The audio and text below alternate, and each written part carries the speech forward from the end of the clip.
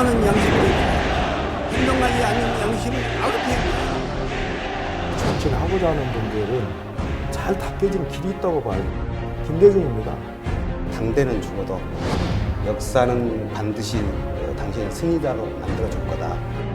어쩌면 지금도 우리와 함께 살아 숨쉬면서 희망의 미래를 만들어가고 있는 것이 아닌가. 알프레드 노벨경이 우리에게 바라는 대로 나머지 인생을 바쳐 한국과 세계의 인권과 평화 그리고 우리 민족의 화해와 협력을 위해 노력할 것을 맹세하는 바입니다.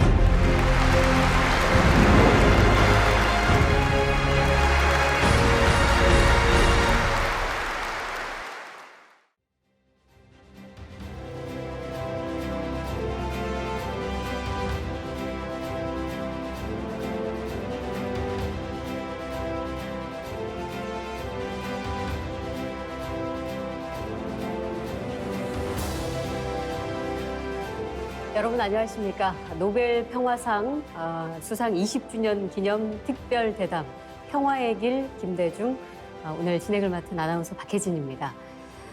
새천년이 시작되던 해였죠. 2000년 10월 13일로 기억됩니다.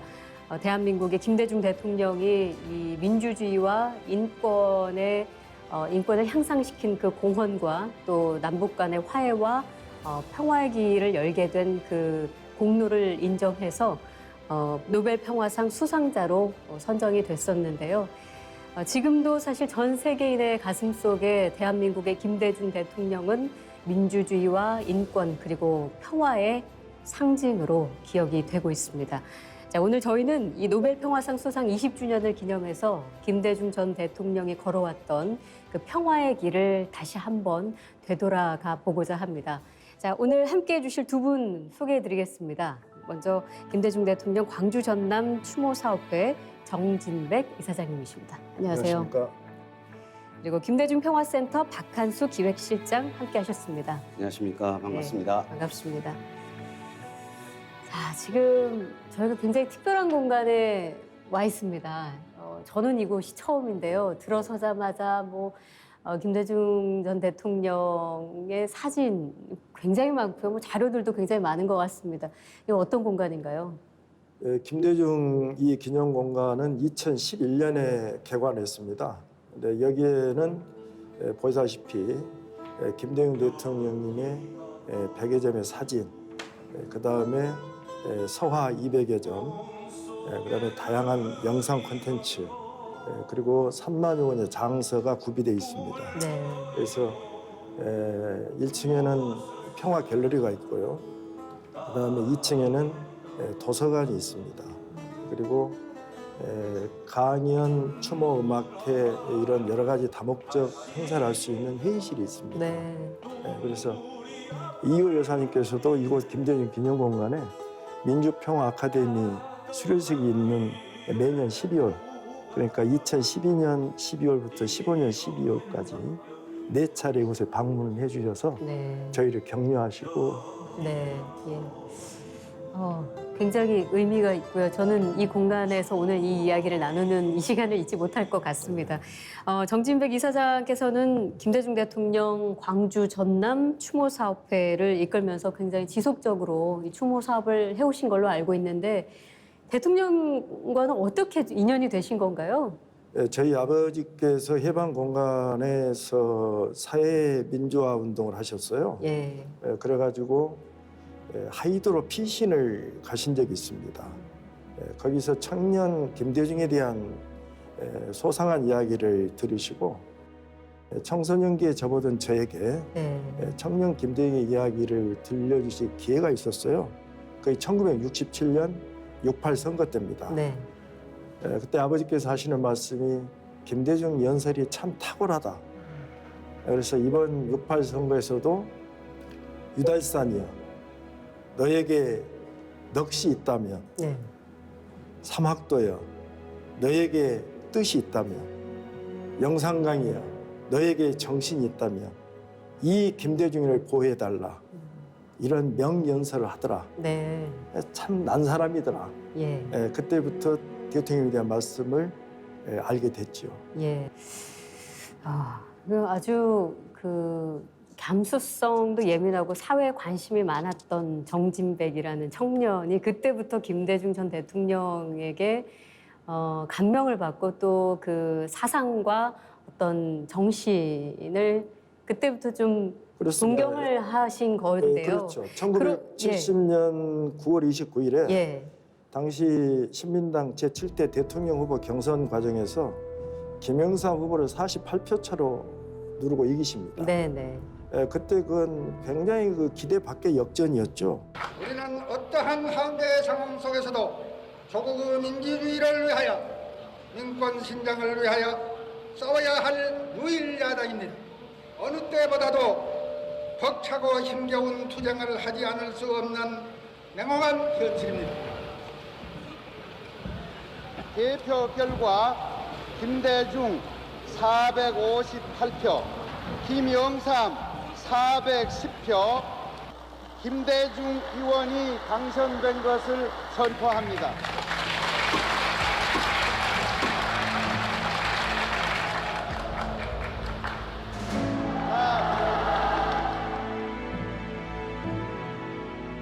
그런데 김대중 대통령께서 당선 수락 연설문도 준비하지 않은 상태에서 기자회견을 하셨는데 굉장히 중요한 말씀을 그때 이미 밝히십니다. 네.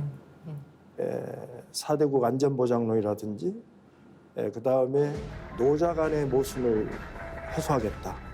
여기서 우리가 흔히 노사라는 이야기를 쓰는데 그 당시 대통령께서 분명히 노자라고 했습니다. 네. 노동자 자본가. 네. 굉장히 과학적 용어를 사용하신 거죠. 그래서 저도 그때 공부를 열심히 할 때라 대단히 훌륭한 어떤 정말 우리 사회의 새로운 리더가 네. 이렇게 출연하셨구나. 예. 그런 감동을 정말 온몸으로 약간 전율같이 경이롭게 받았습니다. 예. 근데 제가 이제 지금 어떤 말씀을 드리기가 그럴 정도로 너무나 말씀이 생생하거든요. 네. 그때 그 장면이 심지어 저는 그 자리에 없었음에도 불구하고 네. 느껴질 정도인데 지금도 그런 느낌이 전해질 정도입니다. 예. 우리 박관수 실장님께서는 마지막까지 또 김대중 전 대통령과 또 함께 하신 걸로 제가 알고 있습니다. 대통령께서 서거하시던 해 남기셨던 많은 말씀이 있으셨겠지만 그중에 좀 기억에 남는 말씀이 있으시다면요. 네. 제가 가장 기억에 남는 건 대통령이 행동하는 양심이 되자. 예. 그 말이 가장 기억에 남습니다. 대통령께서는 그냥 서거 2개월 전인 2009년 6월에 그때도 굉장히 몸이 안 좋으셨는데 6.15 남북 정상회담 9주년 기념식에 참석하셔서 남북 문제, 서민 경제, 민주주의가 위기다. 그래서 행동하는 양심이 되라면서 피 끓는 심정으로 말씀을 하셨습니다. 예. 마음으로부터 피맺힌 심정으로 말씀한 겁니다. 행동하는 양심이 됩시다. 행동하지 않는 양심은 악의표입니다, 여러분.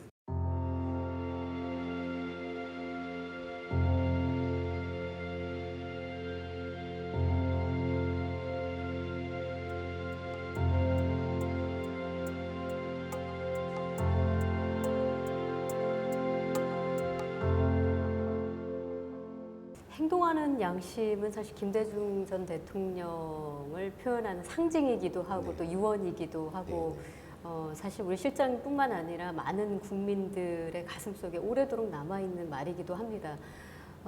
실장님이 기억하시기에 김대중 대통령은 어떤 분이셨던 것 같아요?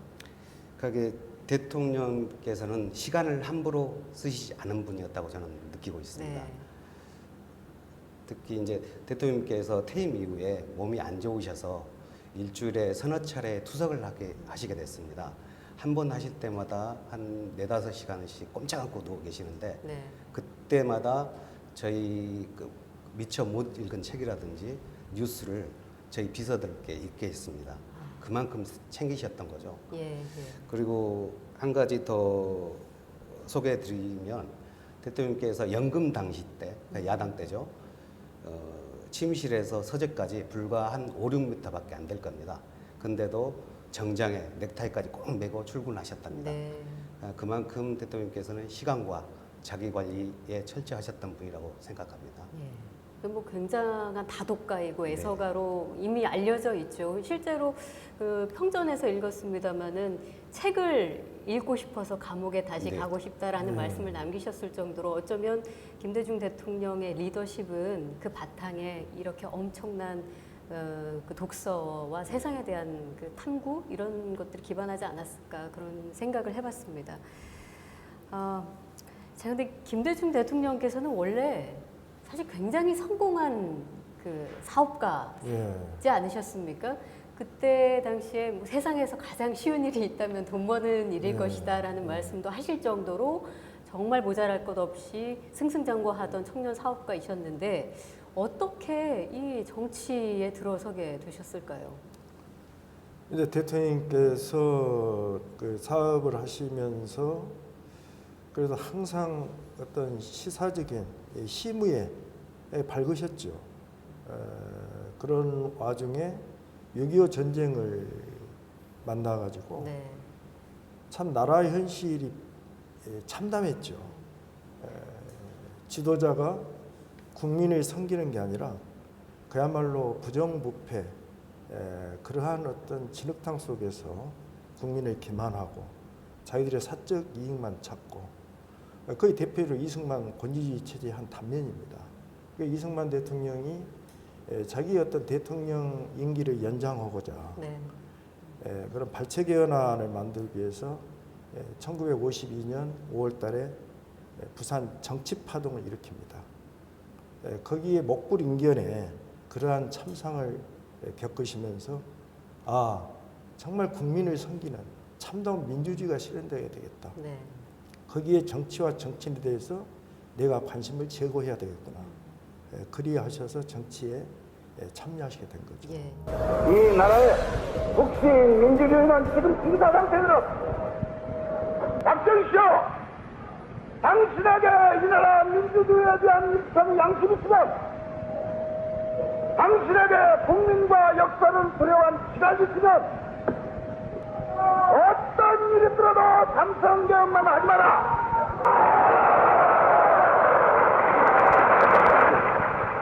이 조국을 불행의 징그랑 속으로 끌고 간 박정희 삼성개헌에 대해서는 내 이 사람의 정치적 생명뿐 아니라 육체적 생명까지 바쳐들어도 의견 당상에서 내 목숨을 바치지 않겠다고 떠난 것을 알겠습니다. 국민 여러분요, 국제의 변혁을 꿈꾸는 삼성개헌을 존재한다. 국민 여러분요, 민주주의를 이 땅에 펼쳐간다. 우리의 후손에게 영광된 조국을 넘겨줍시다. 이번에 정권 교체를 하지 못하면 이 나라는 박정희 씨의 영무집권의 총통시대가 오는 것입니다. 박정희 대통령은 명년에는 물러나야 한다. 박정희 대통령이 10년 했으니까 물러나야 한다.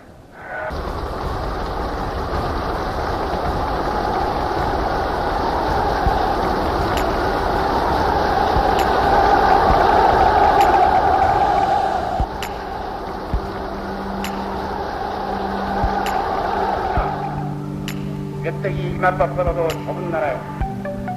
남북으로 갈라진 것도 서러운데 경상도요, 전라도요, 충청도요 하고 이렇게 산지사방으로 국민을 갈라버립니다. 이 죄악이 크다 하는 것을 내가 얘기합니다. 근데 참 정치인으로서의 삶은 어쩌면 고난의 시작이기도 했었던 것 같은데 뭐 그 시절이 워낙 어묵했고 수상해서 네. 정계 진출이 그렇게 쉽지만은 않았었지 않습니까? 그러셨죠. 예. 1954년에 민의원 선거에 목포에서 무소속 출마하셨죠. 예. 그 당시 노동조합의 적극적 지지를 담보로 해서 출마하셨는데 당시 경찰과 시청 행정 공무원들이 노동조합을 억세게 탄압해가지고 그들을 체포하고 불법 감금하고 그리해서 결국 김대중 대통령께서 노동조합의 지지를 받지 못하시고 낙선하셨죠. 네. 그리고 다시 또 대통령께서 1958년에 강원도 인제에서 출마를 하셨는데 그 당시 또 부재자 투표라는 것을 만들어 가지고 김대중 대통령이 전방의 군인 가족들로부터 적극적 지지를 받고 계셨는데 네. 부재자 투표에 의해서 또 거기서 낙선을 하십니다. 그래서 내리 3번 떨어지시고 그 다음에 인제에서 3.15 부정선거에 관련된 당시 국회의원이 국회의원직을 사퇴하면서 예. 보궐선거가 실시됩니다. 예, 그때 이제 당선을 하시죠. 예. 상당히 이건 뭐 굉장한 고난의 시작 그 이후에도 우리가 알고 있습니다만 이미 그때부터 시작이 된 것이 아닌가. 그럼에도 불구하고 소신과 원칙으로 늘 거침없고 당당했었는데 그런 김대중 정치인이 이제 1971년에 드디어 이제 신민당 그 대통령 후보로서 박정희와 정면 대결을 펼치게 되죠. 그때 이제 결과는 아주 근소한 차이로 패한 것으로 알고 있습니다만 뭐 온갖 부정이 있었음에도 46%라는 지지를 그렇습니다. 얻게 됐죠. 그러면서 이제 국민들 속에 정치인 김대중을 굉장히 깊숙하게 그 각인시킨 어떤 계기가 되지 않았을까 싶습니다. 근데 오늘 여기 장충공원에 100만이 넘는 대한민국뿐 아니라 세계에 예가 없을 이 대군중이 모인 것을 보고 서울 시민 여러분의 함성을 보고 이게야말로 정권 교체는 우리의 승리는 결정이 났다는 것을 난 여러분 앞에 말씀하고 싶습니다.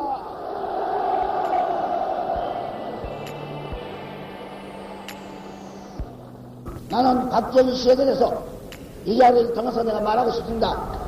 대통령을 하려면 좀 공부 좀 하라고.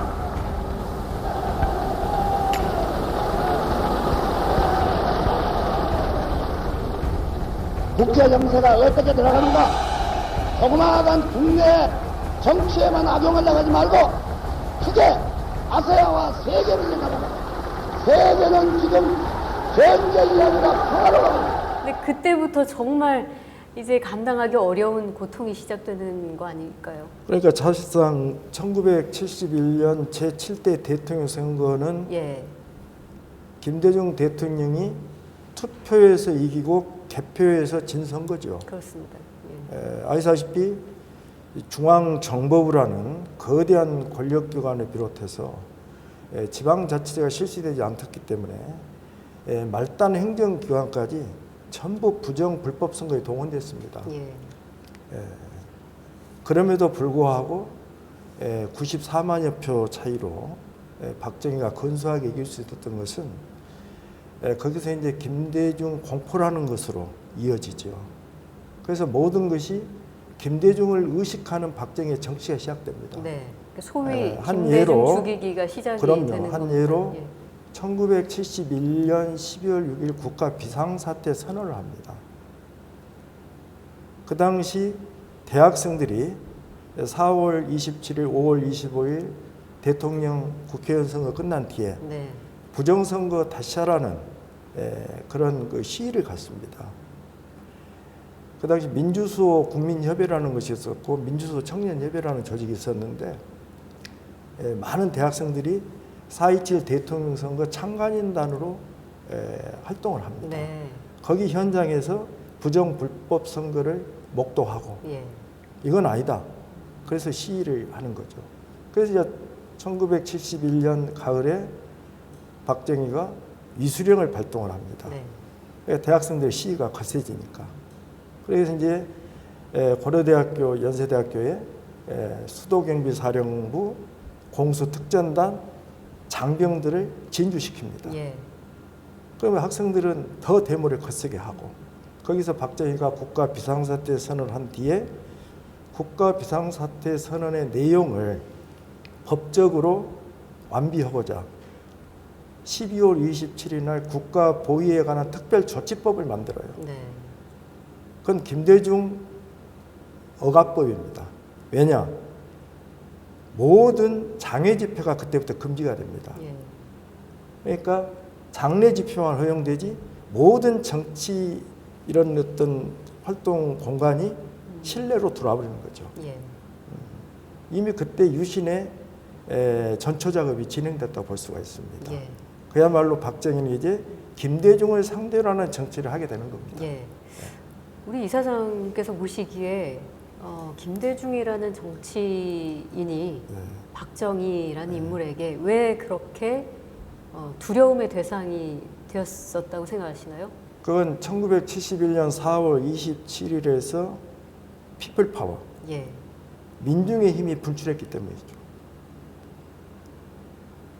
그때 4월 18일에 장충당 공원에 모여든 인파는 말할 것도 없고 박정희 대통령의 고향인 대구에서도 30만이 모였습니다. 네. 부산에서도 50만 명이 모였습니다. 그 많은 민중들의 힘이 여기저기서 분출하니까 박정희의 10년 세도가 위기를 느낀 거죠. 네. 그리고 김대중 대통령 후보께서는 최초로 정책 대결을 선거에서 10분 활용하신 겁니다. 예. 예. 그러니까 향토 예비군 폐지라든지 부유세 사치세 신설이라든지 그다음에 이중국가제 실시라든지 그다음에 미, 중, 소, 일 4대국 안전보장을 통한 평화체제 준비 네. 이런 대중경제론 획기적인 개혁안들을 정책으로 발표하신 거죠. 거기에 박정희는 물론이고 그동안 권위주의 체제에 관성적으로 함께했던 사람들이 이기를 갖게 된 겁니다. 네. 그런데 이제 그 이후에 이제 워낙에 두려움의 대상으로서 정치인 김대중이 부상을 하게 되다 보니 네. 우리가 알고 있는 그 의문의 교통사고에 이어서 납치가 있었고 또 사형 선고까지 정말 뭐 죽음의 고비를 숱하게 넘겼죠.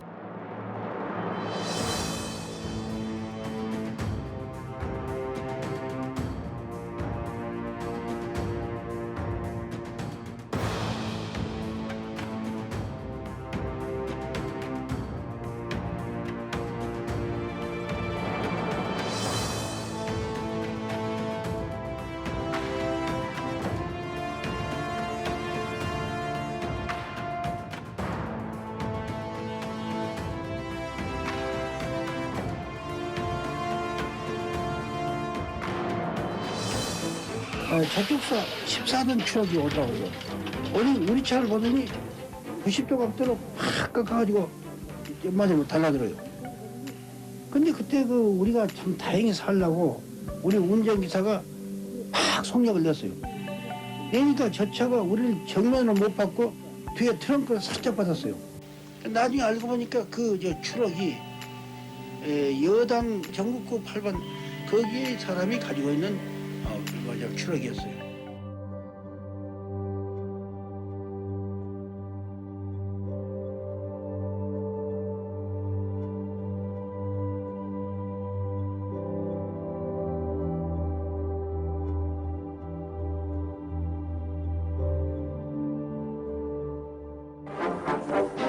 박정희 대통령은 1972년 10월 17일 저녁 7시를 이해 민족의 살기를 찾기 위한 특별선언을 발표하고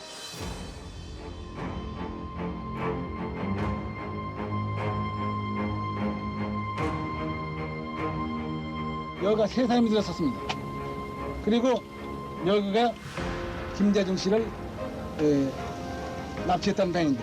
were very active over that night, reaching out to people they knew and to say what happened to Kim Dae-jung and who ordered it and where is he. And so as a result of those efforts, it became very clear that it was KCIA that had 대한민국에 폭력으로 제압을 당하고 마취제를 풀어서 의식을 잃게 만들어가지고 자동차에 강제로 실려서 그래가지고 바다에 던지는 순간에 미국 정보기관이 탐지하고 이래가지고 비행기가 와서 못 죽게 막아서 그 이후에도 6년간 감옥 생활에 또 40여 년 넘는 기간 동안 연금과 또 감시 속에서 살아야만 했습니다.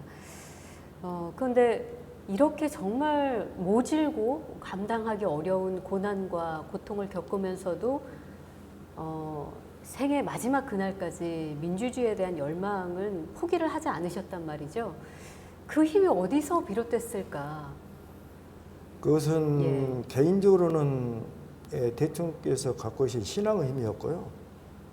객관적으로 우리가 분석해 본다면은 김대중 대통령께서 이미 1967년에 목포 선거라든지 1969년에 효창 운동장에서 김대중 대통령의 삼성개헌 반대 그 연설에 환호했던 네.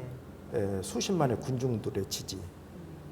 그 다음에 1971년 장충단 유세에 비롯해서 전국 곳곳에서 펼쳐졌던 거대한 민중의 에너지. 네.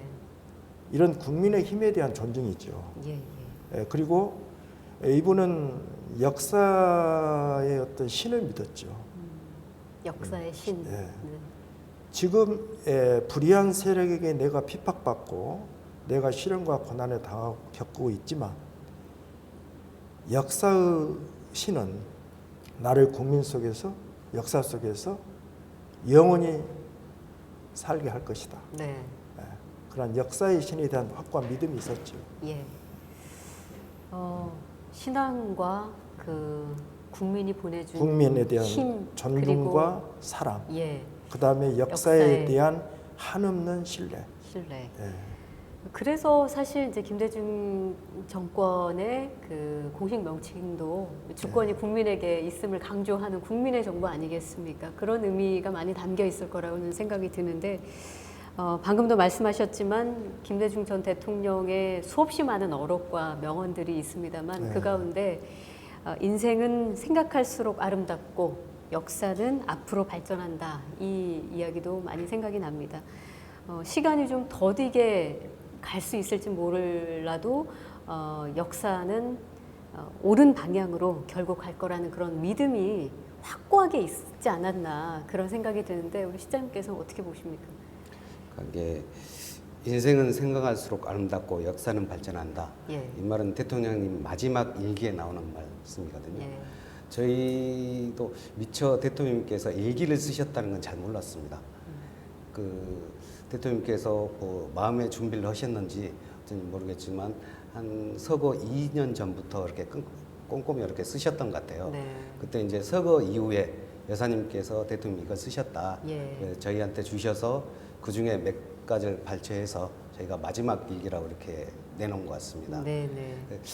대통령께서 아까도 정 이사장님께서도 말씀 주셨지만 대통령께서 80년에 내란음모 사건으로 사형 선고를 받으셨잖아요. 그때도 신군부 쪽에서 대통령 자리만 빼고 모든 자료를 주겠다. 네. 그렇게 회유하고 협박했지만 대통령께서는 당대는 죽어도 역사는 반드시 당신의 승리자로 만들어줄 거다. 그런 믿음이 있으셨던 것 같아요. 그리고 대통령께서 하셨던 정치 철학 중에 저는 그 말을 가장 좋아하는데요. 국민보다 반발짝만 앞서가라. 네. 그래도 국민이 못 따라오면 거기서 멈춰서 기다려. 국민들을 대화하고 설득해라. 예. 그래서 국민과 같이 가야 된다. 국민 손을 절대 놓치면 안 된다. 그만큼 대통령께서는 역사 발전을 믿으셨고 국민들과 항상 함께 해야 된다. 네. 그런 믿음이 있으셨던 것 같습니다. 예. 자, 이렇게 상당히 국민의 지지를 받고 또 국민을 존경과 사랑으로 서로 소통하는 그런 관계였음에도 불구하고 당시 국내에서는 사실 김대중이라는 이름 석자를 말하는 것조차도 굉장히 힘든 상황이었죠. 근데 반대로 해외에서는 민주주의와 인권, 평화의 수호자로서 뭐 수차례 노벨 평화상 후보자에 오르기도 했었지 않습니까? 그래서 이제 한국 민주화의 어떤 상징으로 떠오르기도 했었고요, 이미. 예. 근데 김대중 대통령께서 이미 그 박정희 당시 대통령이 국가 비상사태에서는 국가보호에 관한 특별조치법 그리고 1972년에 10월 유신 쿠데타 이런 것을 자행하면서 오로지 김대중을 탄압하지 않고 젖혀놓지 않고서는 자기 정권 유지하기 힘들다. 네. 이런 판단을 내린 거죠. 그래서 사실 그 당시 신문, 방송 이런 언론, 그 다음에 모든 그 표현 매체 속에 김대중이라는 이름이 사라져 버렸습니다. 예. 제야 인사 모 씨, 그리고 동교당이라는 용어가 그때 나오는 겁니다. 네, 네. 김대중이라는 이름을 쓸 수 없기 때문에. 그런데 이제 김대중 납치 사건 이후 그야말로 대통령께서는 세계적인 지도자가 되신 거죠. 네. 그리고 그분은 비록 연금 중에서도 또 그분이 정치 활동을 밖으로 하지 못하시면서도 늘 이렇게 해외에서 찾아온 기자들, 국제 언론인들과 인터뷰를 통해서 당신의 국민에 대한 사랑과 민주주의도 확고한 신념, 그리고 자기의 정책적 비전을 늘 설파하셨죠. 그런 피력을 통해서 해외 각국의 민주 평화 지도자 애호가들과 소통의 채널이 열려 있었던 겁니다.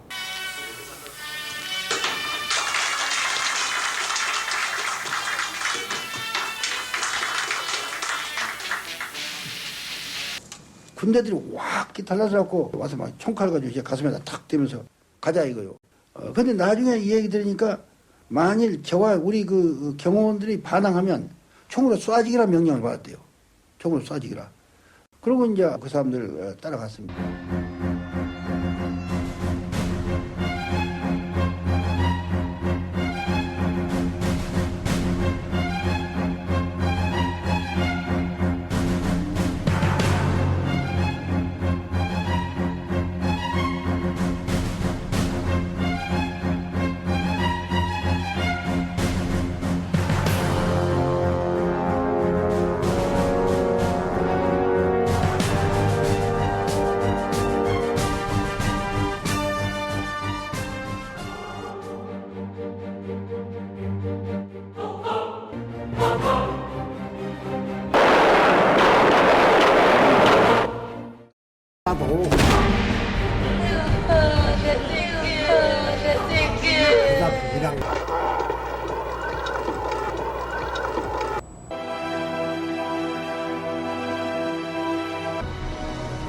우리한테 같이 협력하자.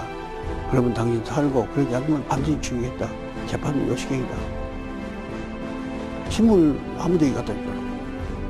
그거 보고 처음으로 광주가 강경을 하고 있어요. 나를 구속한 데 대한 항의에서 이제 일어났다는 거, 사람들이 그렇게 죽었다는 거 너무 충격받았고 잠시 의식을 잃었어요.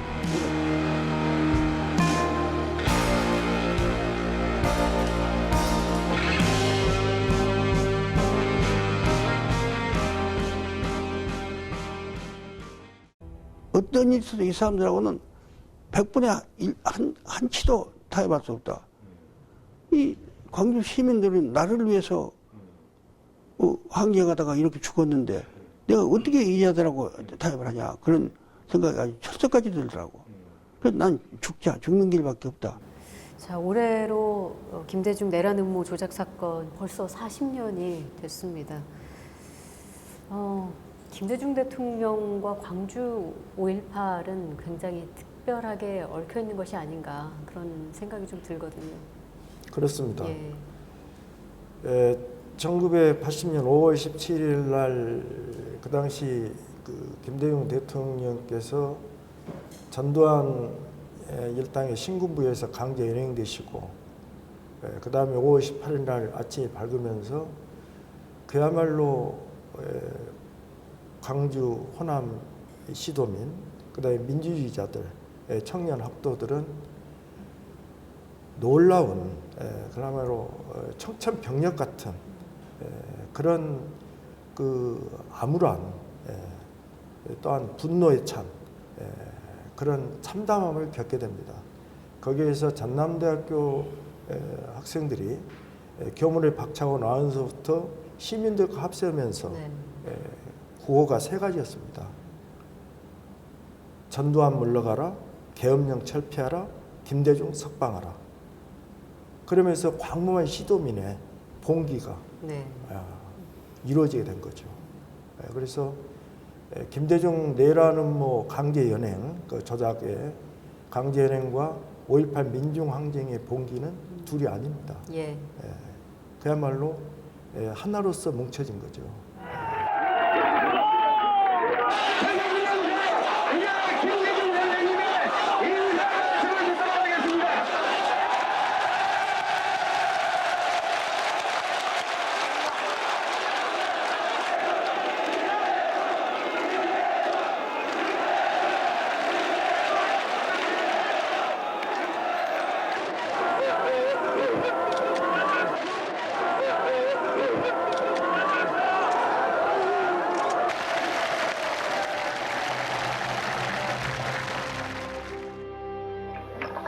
이처럼 늦게야 머릿속에 주먹을 들일 수밖에 없었던 이 사람을 용서하시고 명령 드리려 편히 잠드소서 부디 편히 잠드소서.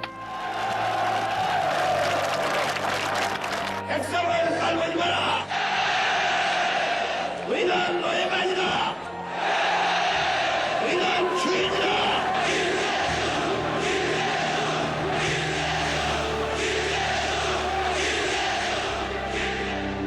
그렇게 본다면 김대중 정신과 광주 5.18 정신은 하나다 이렇게 볼 수 있겠습니다. 그렇습니다. 예. 김대중 정신에 들어있는 민주, 인권, 정의, 평화 이건 우리 5.18의 광주 정신에 그대로 네. 함께하고 있죠. 예. 그래서 저는 김대중 정신과 광주 정신은 둘로 나눠질 수가 없다. 하나다. 그래서 우리 김대중 정신과 광주 정신은 길이길이 역사 속에 함께 살아갈 것이다. 불멸의 정신으로 이어질 것이다. 그렇게 생각합니다. 예.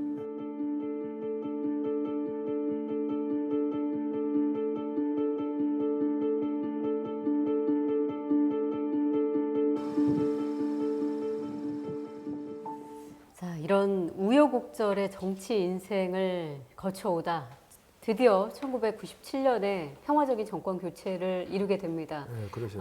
15대 대통령 선거에서 김대중 대통령이 당선이 되죠. 저희가 이제 김대중 대통령의 업적을 이야기하기에 앞서서 이 역대 선거와 97년 이 대선을 좀 비교해 보고 싶은데 역대 선거를 보셨을 때 공정성이 담보되지 않은 선거다 이런 평가를 많이 하셨어요. 그렇습니다. 예. 김대중 대통령님께서 지금도 멍해처럼 짊어지고 계신 게 1987년의 양김 분열입니다. 저는 그것은 옳지 않는 프레임으로 보고 있습니다. 네. 1987년에 저는 김대중 비판적 지지 입장에서 불교계를 대표하는 작은 소임을 맡아서 전국을 돌아다녔습니다.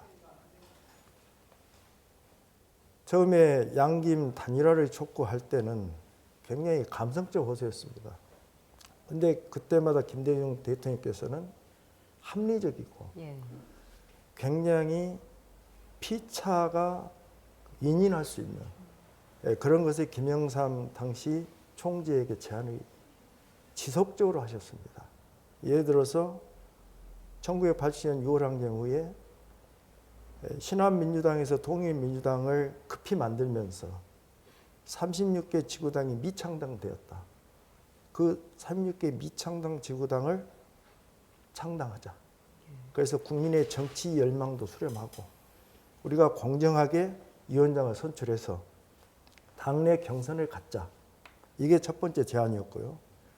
그 다음에 당시 동아일보 김병관 사장의 의견을 받아가지고 총재 후보 역할 분담론을 또 수용하셨습니다. 그래서 김영삼 당시 총재에게 당신이 총재를 하든 내가 후보를 하든 또는 내가 후보가 되든 당신이 총재를 하든 우리가 상호 역할 분담하자. 그것도 김영삼 총재가 거부하였습니다. 왜 이제 제야단체를 그때 총망라하고 있는 민통련에서 김대중, 김영삼 두 예비 후보를 초청해서 심층 면접을 갔습니다. 거기서 29대 2로 김대중 후보를 지지했습니다. 민통연에서. 그럼에도 불구하고 김영삼 총재 측에서는 전혀 협상에 옴짝달싹을 하지 않았습니다. 그래서 이제 1987년 대통령 선거전이 돌입이 됐는데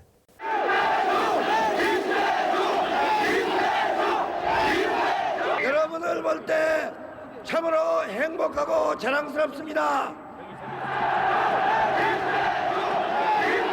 나는 저희 모든 것을 바쳐서 여러분께 봉사할 생각을 이 자리에서 다시 한번 굳게 했습니다. 죄는 미화돼 죄인은 용서하고 독재는 미화돼 독재자는 용서하는 위대한 도덕 정치의 차원에서 누구도 처벌할 생각이 없다는 것을 여러분에게 선포합니다.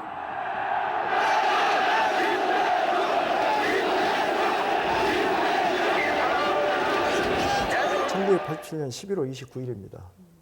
그때 보라매에서 김대중 후보 연설회가 있습니다. 근데 조선일보 조간의 사이드 톱으로 최가문도 영하 29도라는 친절한 안내 기사가 뜹니다.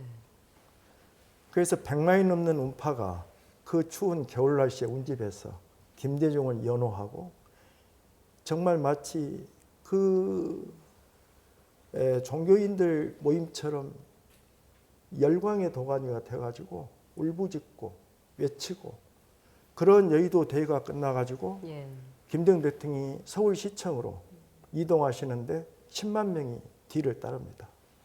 그런데 헤어질 줄을 모릅니다.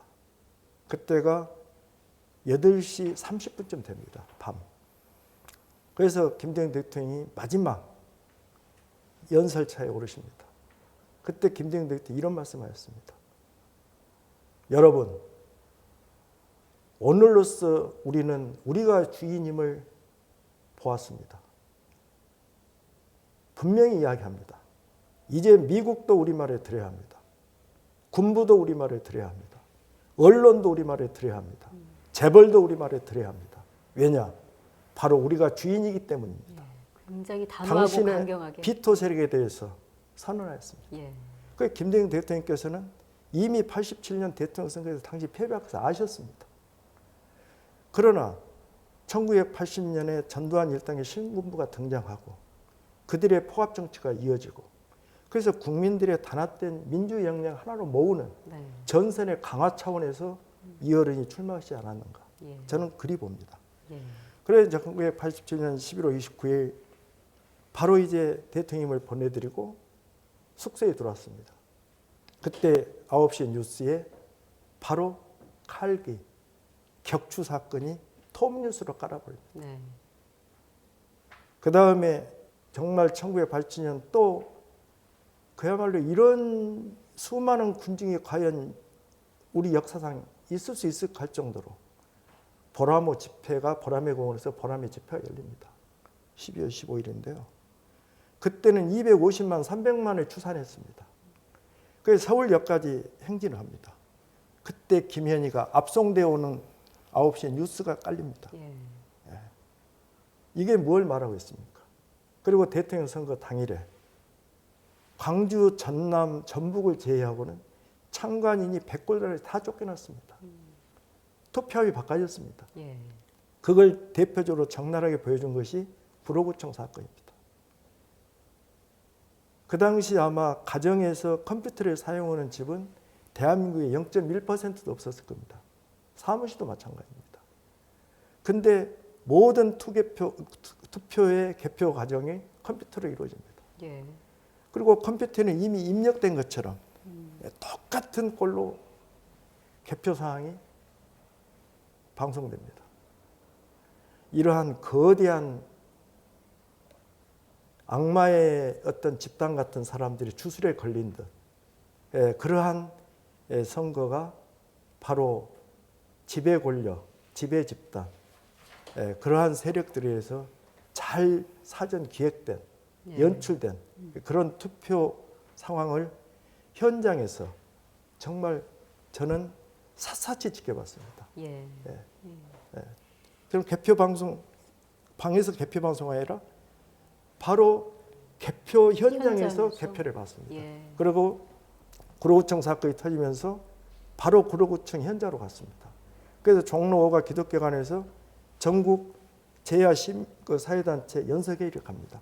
거기서 우리가 최종적으로 결론 내린 것은 컴퓨터 조작 부정선거는 물론이고 최악의 폭력이다.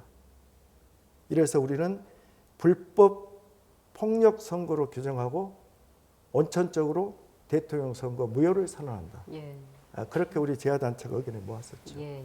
그래서 아마 지금까지 대한민국 역사상 가장 그야말로 폭력적이고 불법적이고 모든 것을 총화해 놓은 그러한 선거가 1987년이고 그 패배의 모든 귀납 책임을 김대중 대통령한테 돌리는 것은 저는 그건 정말 일부 사람들의 몽매한 그런 그 무지에서 온 그런 프레임이라고 봅니다.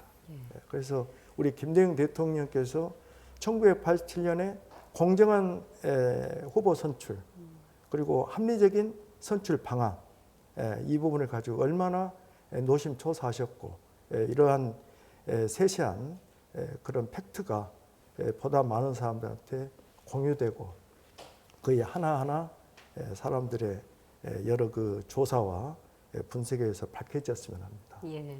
조국의 평화적 통일과 국민의 자유와 복리를 증진 및 민족 문화의 창달에 노력하여 대통령으로서의 직책을 성실히 수행할 것을 국민 앞에 엄숙히 선서합니다.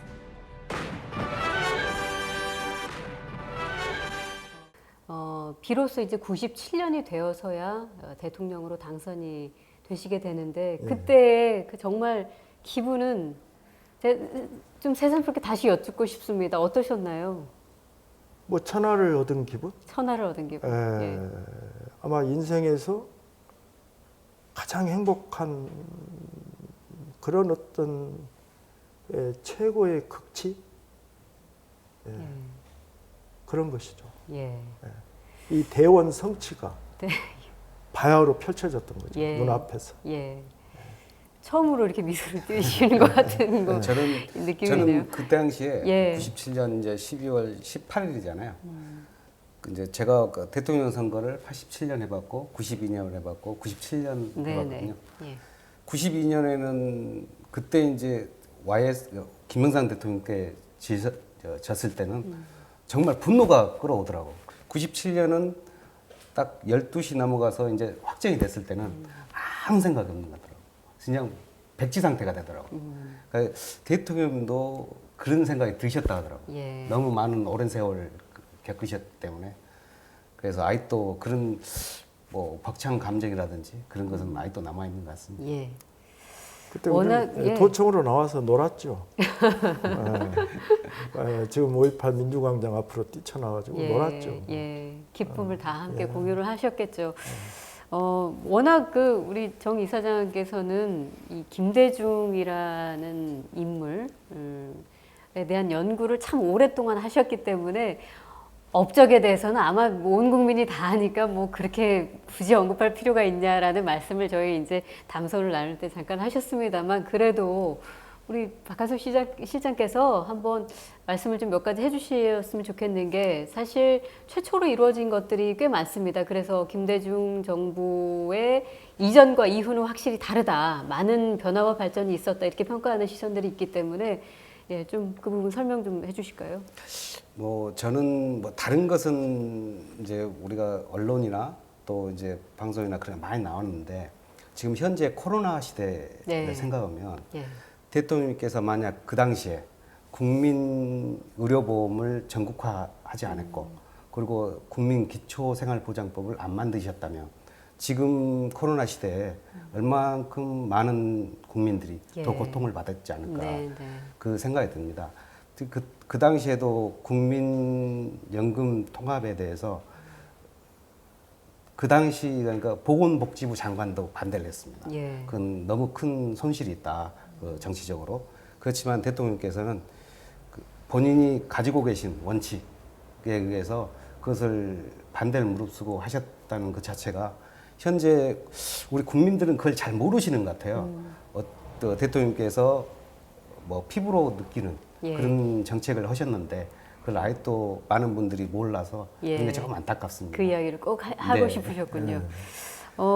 박한수 실장님은 이제 청와대 국정기록비서관을 역임을 하셨는데 대통령 기록물을 최초로 남긴 정부도 또 김대중 정부였죠. 네네. 예. 제가 대통령 비서실에 발령받은 게 98년 2월 달이었습니다. 그 당시에는 저희는 통치사료 비서관실이라고 했는데 그런 게 예. 지금 국정비록 비서관실이죠. 그래서 당시 2월 달에 2월 26일 날 들어가서 김영삼 대통령 기록 담당자들께 기록물 인계인수 좀 해주십시오. 그러니까 기록물이 하나도 없다고 그렇게 말씀하시더라고요. 네. 그래서 제가 사진 한 장을 못 받고 그분들이 나가셨습니다. 예.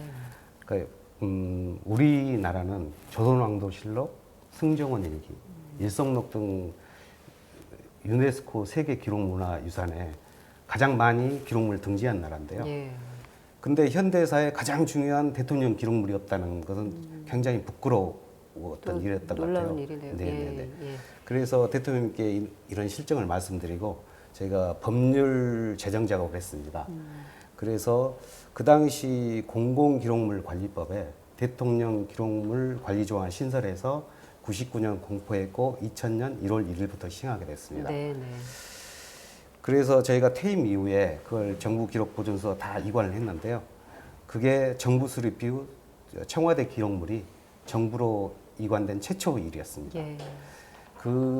그래도 저희는 너무 많은 부족한 것을 많이 느껴서 저희가 퇴임할 때 노무현 대통령 기록 담당자들께 지금은 많이 부족하다. 그래서 대통령 기록물법을 좀 신설했으면 좋겠다. 네. 그래서 그것을 받아서 노무현 대통령 시절인 2004년에 대통령 기록물법이 만들어서 지금 현재까지 시행되고 있습니다. 네. 뭐 98년에 그때 그 청와대에 들어가셨었다고 하시니까 그리고 돌아가시는 그 순간까지도 뭐 끝까지 함께 계셨던 분으로서 김대중의 리더십은 한마디로 사실 표현한다는 건 굉장히 어렵습니다. 예. 그래도 네. 좀 표현을 해주신다면 저는 소통의 리더십이라고 생각합니다. 대통령께서는 직무실이라든지 사저 한켠에는 항상 큰 세계 지도가 붙어 있습니다. 그래서 아침마다 그걸 보시면서 어제는 이 나라에서 저 나라에서 어떤 일이 벌어졌는지 항상 회고를 하시곤 했습니다. 네. 그런 또한 또 대통령께서는 신문, 방송, 인터넷 뉴스, 심지어 인터넷 댓글까지 항상 챙겨보셨습니다. 문화에도 관심이 많으셨잖아요. 그런 게 대통령님이 세상과 소통하려는 그 노력이었던 것 같아요. 네. 그런 소통의 노력들이 원칙에는 충실하지만 현실을 직시하는 그런 실사구시적인 정치도 하셨고 정책도 펴나가지 않은가 생각합니다. 네. 그래도 우리 이사장님께서 그 김대중 정부가 남겼던 그 업적들 좀 정리를 해주신다면 뭐 기억에 남는 것들 상당히 많습니다. 저는 예. 우리 김대중 대통령님께서 갖고 계신 위대한 공적이 많지만 굉장히 노동을 존중하신 분이에요. 그래서 그분께서 1955년 사상계 10월호에다가 한국노동운동 진로라는 글을 쓰셨는데 그 일관된 내용입니다. 돌아가실 때까지. 네. 그래서 한 예로 1970년 10월 13일에 평화시장 피복 노동자 전태일 여사께서 분신이 왔을 때 김대중 대통령께서 이소선 여사를 찾아가요. 예. 그때 피복 노동자 월 급여가 50원입니다. 커피 한 잔값입니다. 근데 16시간 노동시간입니다. 네. 햇빛이 들지 않는 창문이 없는 먼지투성이의 작업장입니다. 거기서 노동 조건 개선을 외치다 분신한 그 열사의 뜻을 제1야당 대통령 후보 입장에서 정책적으로 이어가겠지만 인간적으로 도외시할 수 없어서 이소연 여사한테 우선 식구들이 가서 사실 만한 살림집 한 칸을 얻으십시오 하고 집 한 채 값을 드립니다. 네. 그래서 대통령께서 당선되신 직후에 정교조 민노총 합법화를 끌고 가십니다. 그리고 인간의 존엄성을 숭상하는 입장에서 최장 44년간 장기수로 감옥 생활을 하신 비전형 장기수들을 북으로 보냅니다. 김대중 대통령께서는 황진이를 존경하는 인물로 꼽았습니다. 황진이는 여성의 해방과 그 인격의 존엄성을 스스로 시로서 삶으로써 증명한 사람입니다. 그러한 맥락에서 여성 가족부를 또 신설했죠. 신설합니다. 예. 국가인권위를 설치합니다. 또 민주화운동 보상법을 만들어갑니다. 과거사를 진상규명해 갑니다. 일련의 이러한 인간의 삶에서 가장 소중한 노동의 존중, 예.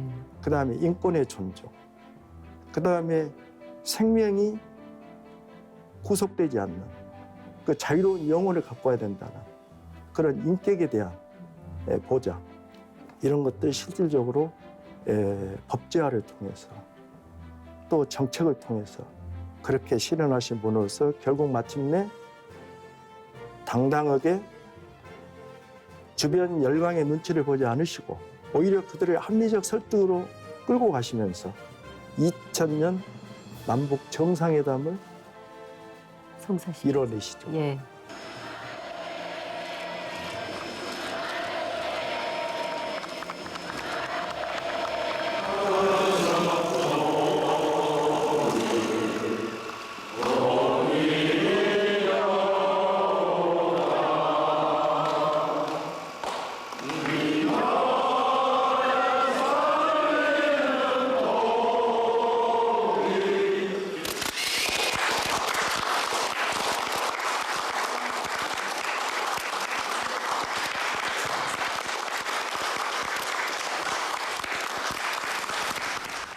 그래서 이분의 정말 빛나는 그런 위대한 공적을 일일이 다 열거할 수는 없겠지만 네. 그분이 일생을 두고 일관되게 끌고 오셨던 인권, 정의, 민주, 평화, 생명, 이러한 소중한 가치들을 정책을 통해서 당신의 임기 안에 실현하시고자 무던히 애쓴 분, 그리고 참으로 국민을 존중하고 사랑했던 분, 네. 저는 이렇게 기억합니다. 예.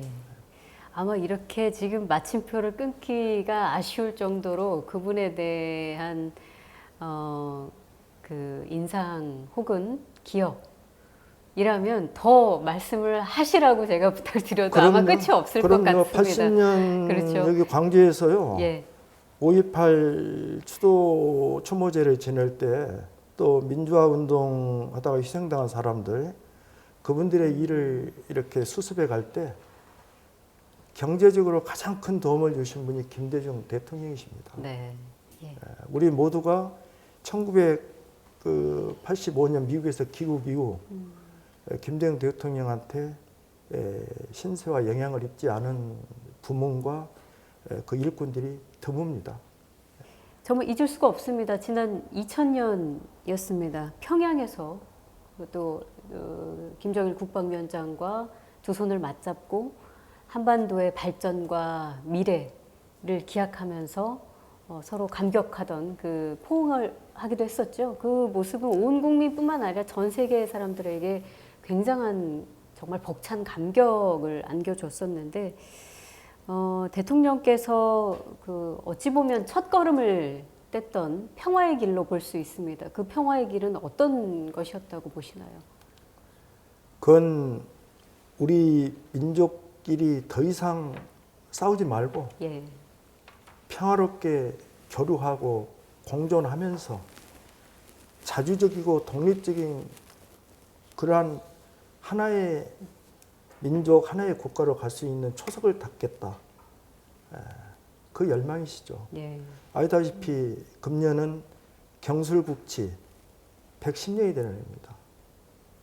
1910년 일본 제국주의에 의해서 국권이 침탈당해가지고 110년이 흘렀습니다. 한국전쟁 70주년이 됩니다. 4.19 혁명 60주년입니다. 이 장구한 시간 속에서 우리는 현재 자주적이지도 평화적이지도 못한, 아직도 예속된 상태에서 종전을 하지 못하고 평화를 체결하지 못한 그러한 휴전 상태입니다.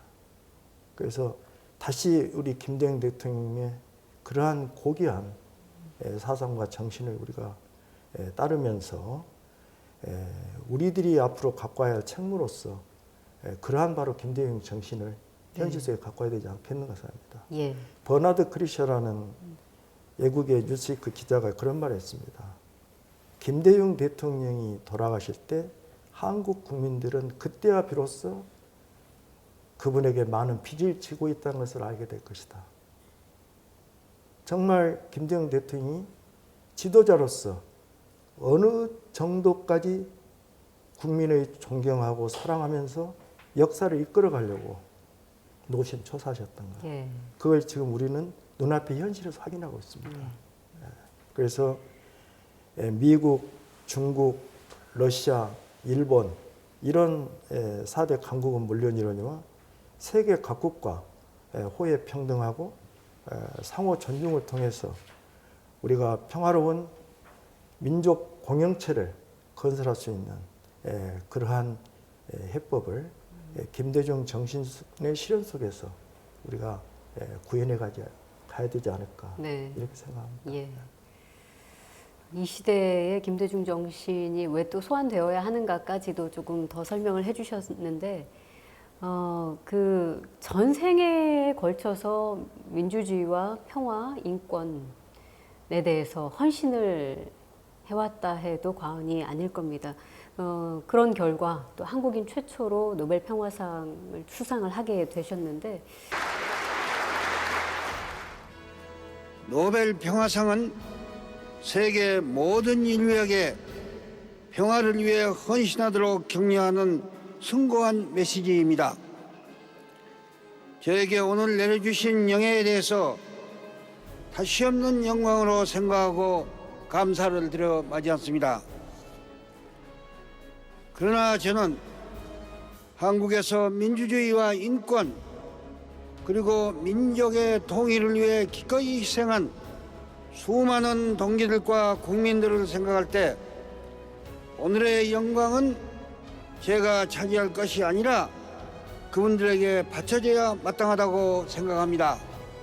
알프레드 노벨경이 우리에게 바라는 대로 나머지 인생을 바쳐 한국과 세계의 인권과 평화 그리고 우리 민족의 화해와 협력을 위해 노력할 것을 맹세하는 바입니다.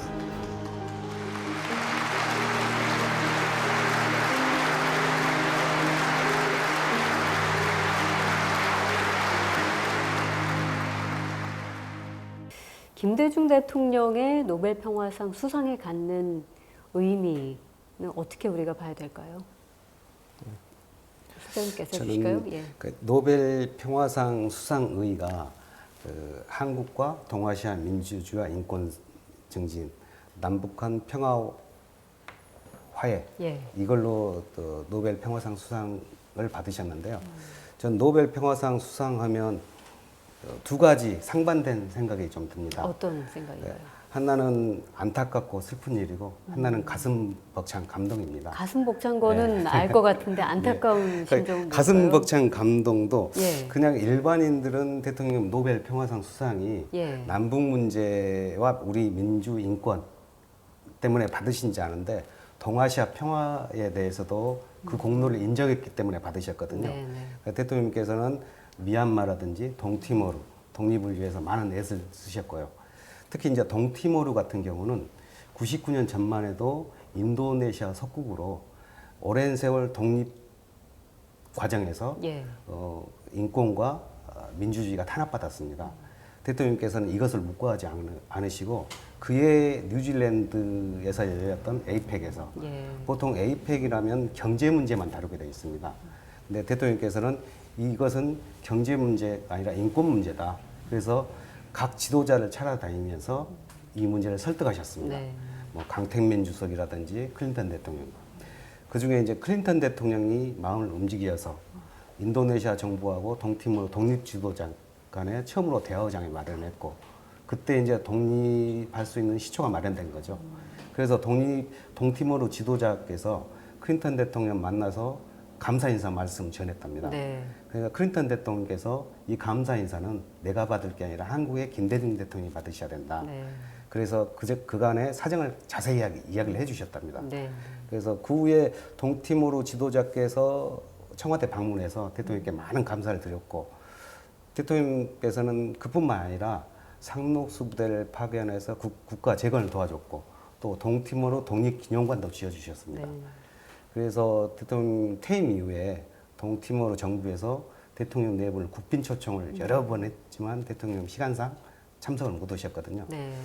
저는 퇴임 이후에 대통령님 해외 순방을 여러 차례 모셔봤지만 그때마다 그 나라 지도자들께서 대통령에 대한 존경과 찬사에 대해서 대한민국 국민이라는 게 가슴이 너무 벅차올랐습니다. 네, 네. 그때마다. 예. 이런 벅찬 감정이 하나 있고요.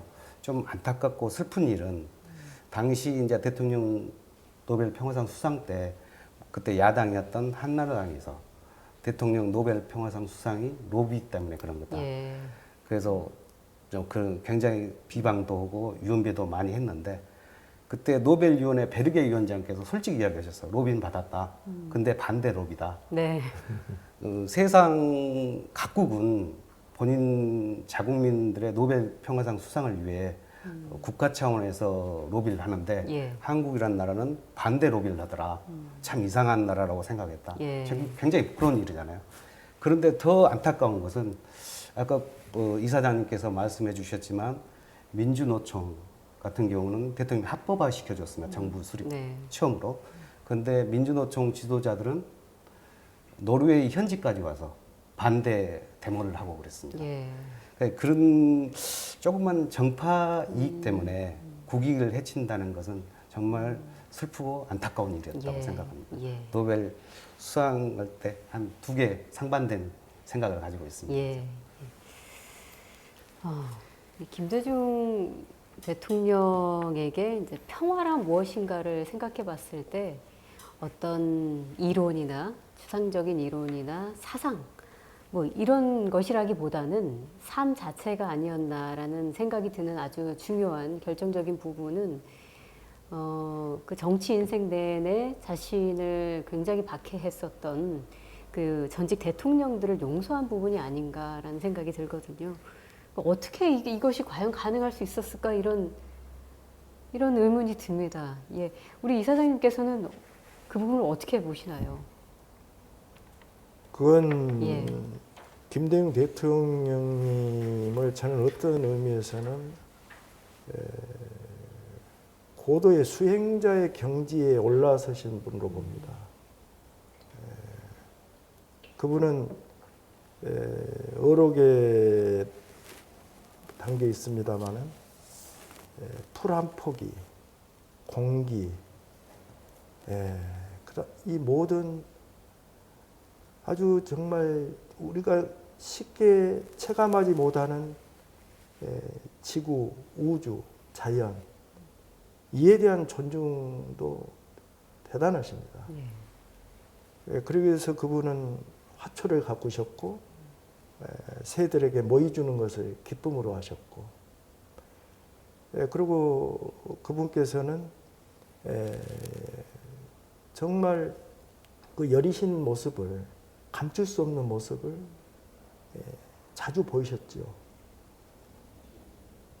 예를 들어서 제가 1994년 문익환 목사 돌아가실 때 그 연결식장에서 흐느껴 오시는 모습. 그리고 1월이라 굉장히 추웠어요. 그런데 모든 참석자들이 외투를 입으셨는데 예. 대통령은 외투를 벗으시고 대통령이 추위를 굉장히 많이 타시잖아요. 예. 그런데 검은 양복, 싱글 양복 차림으로 미동도 하지 않으시고 그 연객실에 앉아 계셔서 손수건으로 눈을 훔치시고 이런 그 여린 마음결을 보면서 그건 아마 하늘이 내신 수행자 같은 그러한 훌륭한 천품이다. 그렇게 생각하는데 그래서 대통령께서 이 우리가 쭉 사람이 감출 수 없는 것이 언어잖아요. 네. 말과 글인데요. 그분의 언어 속에 담긴 것은 굉장히 간단 명료하지만 항상 휴머니즘이 깔려 있습니다. 어떻게 보면 진실은 단순하고 거짓은 복잡하거든요. 예. 김대중 대통령의 문체는 미문이 아닙니다.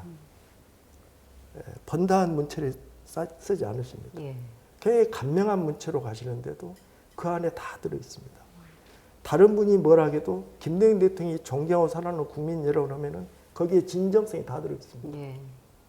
그래서 1980년 1시간 48분에 걸친 내란음모 조약 사건의 선고 공판의 최후 진술에서 대통령님의 말씀을 들은 한한상 전 부총리께서 저희한테 하신 말씀이 있습니다. 전 양반이 예. 그 나름대로 굉장히 신앙에 투철하신 분은 알고 있었는데 어떻게 당신을 죽이려고 드는 그러한 신군부 일당들을 용서할 수 있겠는가? 예. 이건 도대체 이해할 수가 없다. 그런데 그분의 말씀이 너무나 꿈이 먹고 태연하고 침착하고 그 안에서 아주 높은 세인트, 성자의 한 모습을 봤다. 예. 그래서 우리는 같이 눈물 흘리면서 승리할 날을 우리는 마침내 우리에게 봄날이 오겠다는 것을 확신했다. 네. 그래서 김대중 대통령께서는 바로 정의 필승이라는 정의는 이긴다. 그런 차원에서 그 가해자들의 역사적 죄악까지도 예. 용서하고 당신이 죽더라도 당신이 죽이려는 그런 가해자들과 이런 사람들보다도 역사와 국민이 당신을 영원히 살게 하리라는 확신, 정의를 이긴다는 그런 필승의 신념. 예. 이것이 대통령님의 화해 정신의 기조가 아닌가 이렇게 예. 생각합니다. 예. 제가 한 가지 에피소드 한번 말씀드리면요. 네. 그 퇴임 이후에 그때 대통령 그 육군 교도소에 계실 때 80년에 그때 이제 수상 이렇게 메모를 쓰셨대요. 그래서 그분이 이제 교도관인데 그걸 가지고 저희한테 오셨어요. 네. 대통령 이런 수상록을 쓰셨다. 좀 안 좋은 일이 있었지만 그래서 저희가 입수는 못했는데 제가 원본은 입수를 못하고 사본을 받았어요. 네. 그래서 대통령께 드리니까 대통령 그 기억을 잘 못 하세요. 예. 근데 그 내용이 뭐냐면 80년 9월 달에 사형 선고를 받으시고 81년 1월 23일 날 무기로 감형이 됐잖아요. 그 중간에 쓰신 거거든요. 그때 근데 본인은 이제 언제 어느 때 사형 선고를 받을지 몰라요. 근데 거기서 용서와 화해를 이야기를 하시더라고요. 이미, 예. 예. 그래서 그런 본인도 느끼지 못하셨는데 그런 자연스럽게 우러난 감정들이 용서를 해야 되고 화해를 해야 되겠다. 예. 그 생각을 하시는 것 같더라고요. 예. 그 한한상 전 부총리 이야기를 그 당시의 상황을 회고하던 글 보면 아까 여러 말씀을 얘기해 주셨지만 그 죽음 앞에서 인간이라 하면 되게 비굴해지기 쉬운 그런 순간에도 너무나 어엿하고 우아했다라는 표현을 제가 본 적이 있습니다. 그리고 역사 자체가 진동하는 것 같은 느낌을 받았다. 이 표현에서 아까 이제 성자와 같은 마음이지 않았겠는데, 감히 인간으로서는 어찌 그 긴 세월 죽음으로까지 몰고 간 그 사람들에 대한 용서가 가능할까 싶지 않습니까? 그런데 아마 말씀 주신 대로, 그 신앙의 깊이와 또 인간 존중의 마음, 그게 이제 성직자의 그런 마음으로 그 용서가 가능하지 않았을까. 예. 감히 이해를 그렇게 예, 해보게 되네요. 타고나신 천품이 그러하고요. 예. 또 신앙의 어떤 큰 힘, 그 다음에 정의는 반드시 이긴다. 네. 그러한 어떤 역사적 신념, 예. 이런 것이 위대한 김대중 대통령의 화해, 용서 이 부분으로 드러나지 않았나 싶어요. 네. 자, 이렇게 사실 온 인생을 걸쳐서 평화와 민주, 인권을 위해서 그 헌신을 했던 그분의 그 뜻을 이어가고 또 그 후손들도 함께 실천을 하기 위해서 김대중 평화센터가 꾸준히 굉장히 많은 일을 하고 있는 것으로 알고 있습니다. 어떤 사업들이 있었죠? 네, 저희 김대중 평화센터는 6월 6.15 남북 정상회담 기념식, 네. 그리고 6월과 8월 김대중 대통령님과 이호 여사님 추도식, 12월은 노벨 평화상 기념식 이렇게 세 가지 가장 크게 하고 있습니다. 예. 특히 12월 노벨 평화상 기념식 때는 노벨 평화상 상금 이자와 또 몇 분의 도움으로 불이웃돕기 성금을 항상 하셨고 네. 또 영호남 상생장학금, 서울희망장학금을 통해서 대학생 20명께 또 장학금을 주고 있었고요. 내년부터는 대통령님의 평화사상과 우리 호남이 가지고 있는 평화평등사상을 전문가요. 제1회 김대중 평화회의를 우리 평화센터하고 전남도가 공동 네. 주최할 예정입니다. 예. 우리 정진백 이사장께서도 그 추모 사업을 꾸준히 하고 계신데 굵직굵직한 사업들 좀 설명을 해주실까요? 예. 그렇죠. 대통령님께서 8월 18일 날 서거 직후에 김대중 대통령 기념사업을 해야 되겠구나 하는 결심을 했습니다. 그래서 이제 10월에 김근태 선생을 초청해가지고 전남대학교에서 추모 강연을 바로 열었죠. 동시에 어떻게 우리 김대중 대통령 함께 살았던 동시대인들에게 대통령의 메시지를 전달할 것인가. 그래서 고민하던 차에 좀 예술적 어떤 접근을 해보자. 네. 그리고 대통령님의 말씀을 제가 전 저서와 연설문에서 찾아가지고 김대중 대통령 어록을 네. 이렇게 가려 뽑았습니다. 예. 그래서 대한민국 대표 서예가들한테 그 의뢰를 했어요. 예. 그리고 서예술 한 200여 작품, 그 다음에 전남대학교 서기명 교수한테 김대중 대통령의 생애를 역사적 그림으로 담아가자.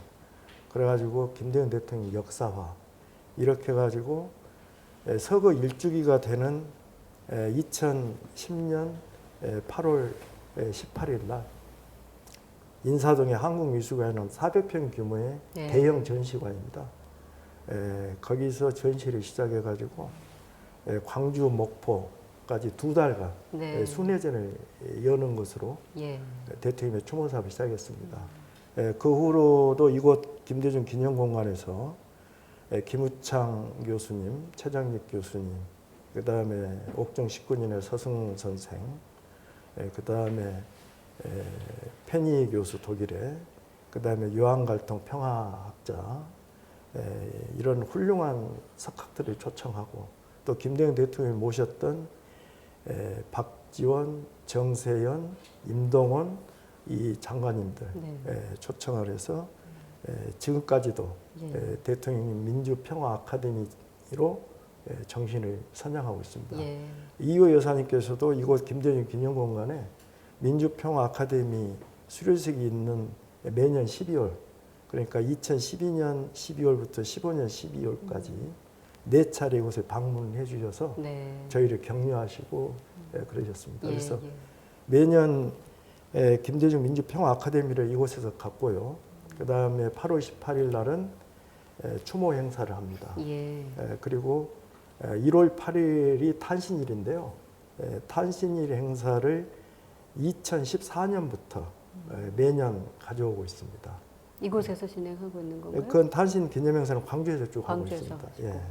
그래서 앞으로도 이 김대중 기념공간이 김대중 정신을 널리 전파하는 그러한 사상의 거처로서 좀 역할을 할 수 있도록 제가 제 소임을 좀 더 잘 이렇게 다듬어서 하여튼 여러 일을 추진하고자 합니다. 그래서 예. 마침 여기 김대중 기념공간이 뭐 이렇게 상당히 규모가 큰 편입니다. 그래서 이 큰 공간이 보다 더 효용성 있게 활용될 수 있게끔 여러 가지 행사를 기획하고 있고요. 그래서 앞으로 이제 희망이 있다면은 연구원, 연구자 중심 대학 그런 그 김대중 스쿨이 좀 마련되면 좋겠어요. 저희가 나름대로 김대중 민주평화 아카데미를 이렇게 10년 해오면서 느끼는 것이 전문 연구 인력들이 좀 이렇게 장기적으로 지속적으로 체계 있게 공부를 좀 이렇게 했으면 좋겠다. 그래서 김대중 그런 그 연구 전문 중심 대학, 그리고 레이던스 식으로 여기 오셔가지고 김대중 대통령의 사상 철학을 연구해서 성과를 낼 수 있는 그러한 어떤 환경을 조성해주는 그런 일을 좀 해보고 싶습니다. 그것은 이제 김대중 민주평화 아카데미하고는 조금 결이 다른 김대중 좀 스쿨이 더 될 수 있는 건가요? 심층적이고요. 더 전문적인 더 거죠. 전문적으로. 예. 지금 여기 저희가 2층에 와서도 잠시 말씀을 나누고 있는데 뭐 장소들이 아까 4만여 권. 네, 그렇습니다. 여기에 있는 것이 한 있다고 3만여 권 하셨죠? 되고요. 3만여 제 권 개인 서재에 한 15,000권. 그리고 이쪽은 또 약간 강연장처럼도 활용할 수 있게. 네, 그렇습니다. 여기서 이제 민주평화 아카데미 강의가 이루어지고요. 그 다음에 추모일 전후해서 추모 행사들, 음악회라든지 문화 행사들. 이런 문화 행사들이 이루어지고 있습니다. 제가 또 하나 들은 소식은 또 김대중 대통령 다큐멘터리도 제작을 하고 있다라고 소식을 들었는데 어떻게 제작을 하게 되셨고 지금 현재 어느 정도의 과정까지 와 있는 건가요? 제가 2013년 12월 5일에 김대중 평화센터 우리 그 사무총장님하고 우리 박한수 기획실장님 이분들이 안내를 하셔서 이 여사님께 말씀을 올려서 김대중 다큐멘터리 영화를 제작하겠다. 당시 윤철구 사무총장께서 중간 역할을 잘 해주셔가지고요. 그래서 계약을 체결했습니다. 그래서 영상을 다큐 영상 여러 가지 기밀 자료를 독점적으로 이용하는 사용하는 그런 권한을 저희가 갖고요. 그래서 여러모로 이 위대한 지도자의 생애와 사상, 그 다음에 그분을 기억하는 모든 분들의 그러한 훌륭한 그 메시지가 살아있는 영화로 지금 만들어가고 있습니다. 그래서 내년 지금 8월 개봉 예정을 두고 있는데요. 내년 8월요? 명필름의 이은 대표 감독 이런 분들도 제작위원을 함께 하고 있습니다. 그래서 지금 2부작으로 구상을 하고 있어요. 일본은 김대중 대통령님의 어떤 고난과 시련의 그러한 그 삶을 중심에 놓고 2부는 대통령님으로서 우리 국가 또는 세계 인류 속에서 대통령이 구현하신 여러 정책적 성과, 그 다음에 활동 이 부분을 담을 예정입니다. 내년 8월 우리 시민들은 김대중 대통령의 다큐멘터리를 만나볼 수 있겠네요. 그렇습니다. 기대가 됩니다. 다큐멘터리 제작을 위해서 우리 정 이사장님하고 저희가 많은 자료 협조도 하고 있는데요. 특히 이제 그 중에서도 이번에 다큐 하면서 처음 공개될 예정인데요. 대통령님께서 80년 감옥에 계실 때라든지 또 감옥에서 가족면회라든지 그런 필름들이 좀 남아 있습니다. 이번에 최초로 한번 공개할 예정이고요. 그리고 이제 우리 아까 명필름에서 이은 감독이라든지 그 몇 분이 참석을 하시는데요. 제가 그분들한테 이제 몇 번 다큐멘터리 제작에 관해서 이야기하시면서 대통령님을 당신들은 굉장히 고마워한다고 계속 말씀을 하시잖아요. 영화 산업이 대통령 때문에 발전을 했기 때문에 그래서 제가 그분들한테 그랬습니다. 이번에 대통령이 은혜를 한번 갚으면 좋겠다. 예.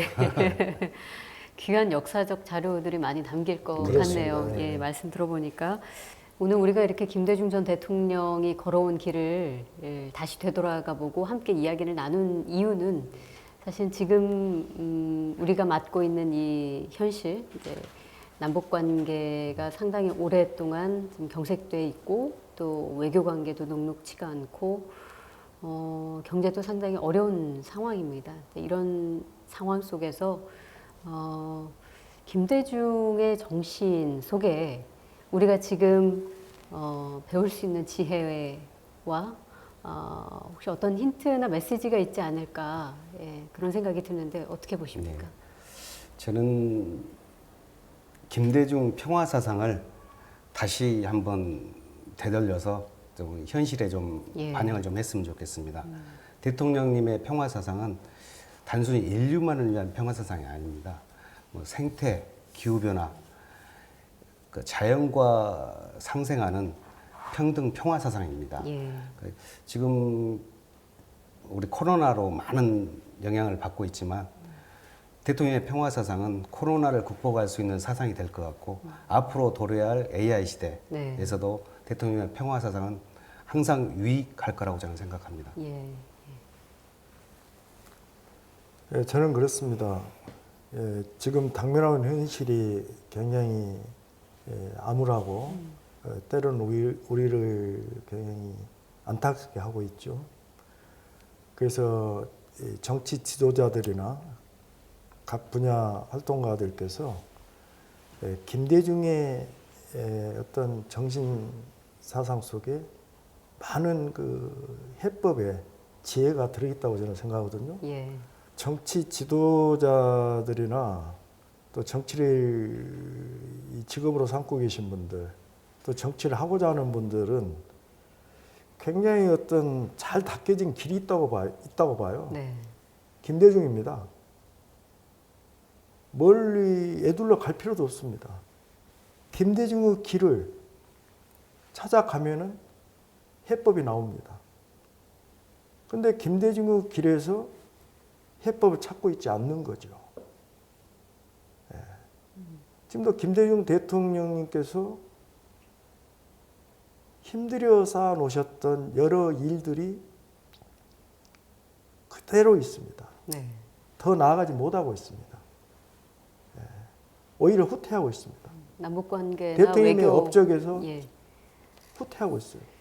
그건 김대중의 정신을 이어가지 않겠다는 겁니다. 이해치 못하고 있기 때문입니다. 지금 최고 지도자를 비롯해서 정치 활동을 하고 계신 여러 그 지도급 인사들, 이분들이 김대중 밖에서 해법을 찾고 있어요. 김대중에서 해법을 찾지 않습니다. 그래서 우리가 아직도 지금 목마른 민주주의의 공고화 문제라든지 복지국가 실현이라든지 지역 균등 발전이라든지 주변 국가와의 호혜 평등이라든지 한반도의 평화와 민족의 영원한 평화 공존, 평화 통일. 그 다음에 우리 후손들이 정말 이제 우리는 이렇게 훌륭한 자주적 독립국가 속에서 자손만대 평화롭고 영원히 자유롭게 살 수 있겠다는 그러한 길들을 김대중 정신 속에서 좀 찾았으면 합니다. 오늘 상당히 긴 시간 저희 이야기 나눴는데 두 분 말씀 감사합니다. 그리고 앞으로 감사합니다. 또 추모 사업 계획하시는 부분들도 많은 시민들과 함께 소통하면서 더 확장되고 또 발전됐으면 하는 바람입니다. 자, 오늘 우리가 김대중 전 대통령이 걸어왔던 길을 되돌아보고 또 이야기를 나누면 나눌수록 그분이 우리에게 남긴 자취가 얼마나 크고 선명한 것인가를 새삼스럽게 깨닫게 됩니다. 대결이 아닌 화해, 그리고 반목이 아닌 협력만이 결의 살 길이라고 했던 평화주의자 김대중. 어쩌면 그는 지금 우리와 함께 살아 숨쉬면서 희망의 미래를 만들어가고 있는 것이 아닌가 생각합니다. 노벨 평화상 수상 20주년 기념 특별대담 평화의 길 김대중 여기서 인사드리겠습니다. 여러분 고맙습니다. DJ의 투철한 민주주의 신앙, 신념, 정치적인 그 식견, 비준, 그것도 놀랍지만은 그보다 더 놀라운 것은 자기를 확실히 죽이려고 하는 이 신군부를 용서하는 마음을 하거든요. 이게 종교적인 마음입니다. 나는 김대중 선생이 그렇게 가도록 신장이 알았지만은 그 신심이, 신앙의 수준이 소위 그 역사에 나타나는 순교자의 그 거룩한 수준의 가슬이라고 생각을 내가 못했거든요. 어느 나라에서나 그만한 기간 동안 독재와 싸우고 구속되고 사형 선고까지 받고 그러면서도 굽히지 않고 계속해서 민주주의 노선을 유지하면서 그렇게 투쟁을 계속해온 사람은 보통의 경우에는 국민의힘에 의해서 민주정부가 들었으면 거의 무투표 당선 수준의 그 지도자가 되고요. 그 건국의 아버지 이런 대우를 받게 되는 것이죠. 김대중 대통령은 그냥 투사만이 아니고 사상가죠. 해박한 지식을 가지고 있고 끊임없이 새로운 지식을 받아들이고 있고 그리고 그것을 항상 그 전략적으로 요령 있게 판단할 줄 아는 지혜도 가지고 있는 아주 그 특별한 지도자죠.